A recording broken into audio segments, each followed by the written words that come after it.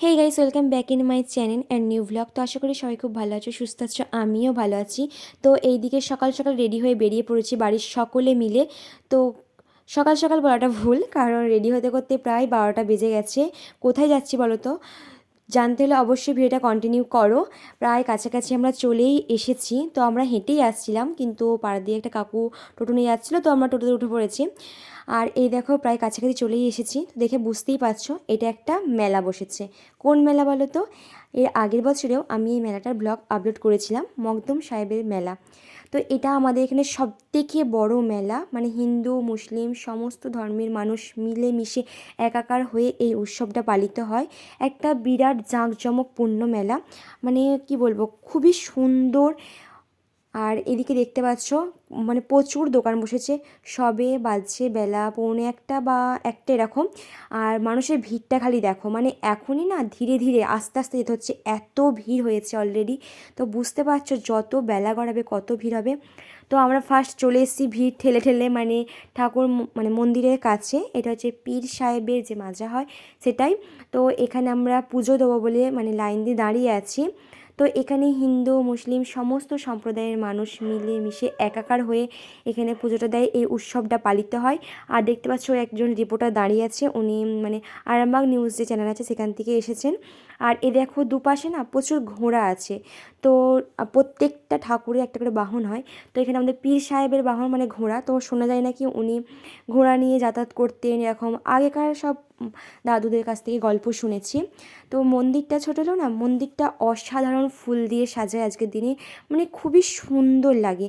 এই যে আমরা ভেতরে চলে এসেছি, যদিও ভেতরে কেউ ভিডিও করছিল না, আমি মানে ফোনটা আড়াল করে রেখে করেছি, কেউ কিছু বলছিল না।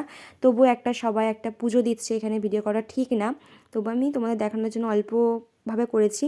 আর এই মন্দিরটা মানে মাজাটা 3বার ঘুরে পুজো দিতে হয়, নিজেদের মনস্কামনা জানাতে হয়। তো আমরা সেভাবেই করেছি।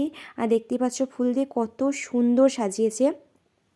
আর ভিড়টা খালি দেখো, মানে যেহেতু আমরা জুতোটা এক জায়গায় খুলে রেখে তারপরে পুজো দিতে গেছিলাম, তো ওখানে যাচ্ছি আজ জুতোটা পরতে।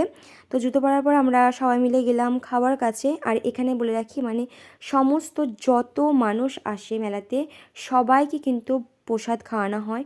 আর সমস্ত গ্রামবাসী মিলে মিশে আগের দিনে সমস্ত সবজি চাল ডাল সমস্ত মানে ডোনেট করে এখানে। তো সেখান থেকে মানে প্রত্যেকটা মানুষকে খাওয়ানো হয়। তো এইভাবে ভোগ খাওয়ানো হয়, একটা ছেলেদের জায়গা একটা মেয়েদের জায়গা। আর যারা কাজ করছে দেখতে পাচ্ছি স্বেচ্ছায় এখানে কাজ করে। আর দেখো কীভাবে খিচুড়ি রেখেছে, কেনই বা রাখবে না বলো? এক একটা কড়া 1 কুইন্টাল 1 কুইন্টাল 20 কেজি এরকম সব কড়া। তো এত বড় কড়ার খিচুড়ি কোথায় রাখবে? তো কী করে, মাটিতে গর্ত খুলে তার মধ্যে তিরপল বিছিয়ে দেয়, দিয়ে ওইভাবে ওপরে ছেয়ে দেয়, পাখা চালিয়ে যথেষ্ট ভালোভাবে রাখে। আর এই দেখো ভিড়। আমরা খাওয়ার পর মা বাড়ি চলে যাবে বললো, কারণ বাড়িতে কেউ নেই। তো মাকে আমি দিতে যাচ্ছিলাম, টোটোতে তুলতে যাচ্ছিলাম। আর তারপরে আমরা একটু মেলার ভেতরের দিকে এলাম, যেখানে বিভিন্ন রকমের দোকান বসেছিল। তো সব দোকানের ভিডিও আমি করতে পারিনি। আর এখানে না এই মেলার ঐতিহ্য হচ্ছে এখানে প্রচণ্ড লোহার জিনিস বিক্রি হয়, দামটাও সেভাবে তোমরা কম পেয়ে যাবে। আর প্রচুর দোকান বসে, সব দোকানের ভিডিও আমি হয়তো করতে পারিনি। তো আজকের ভিডিও এই পর্যন্ত। তো আমি ঠাকুরের মন্দিরে কিছু ছবি তুলে নিয়েছি, তো কেমন লাগলো অবশ্যই কমেন্ট করে জানিও। আর অনেকেই এই মেলাতে এসেছিলে, যারা এসেছিলে আমার ভিডিও দেখছো অবশ্যই একটা ছোট্ট করে কমেন্ট করে জানিও। আর যারা এখন আমার চ্যানেলটি সাবস্ক্রাইব করে অবশ্যই সাবস্ক্রাইব করে দিও। তো সবাই ভালো থেকো, সুস্থ থেকো, দেখা হচ্ছে নেক্সট।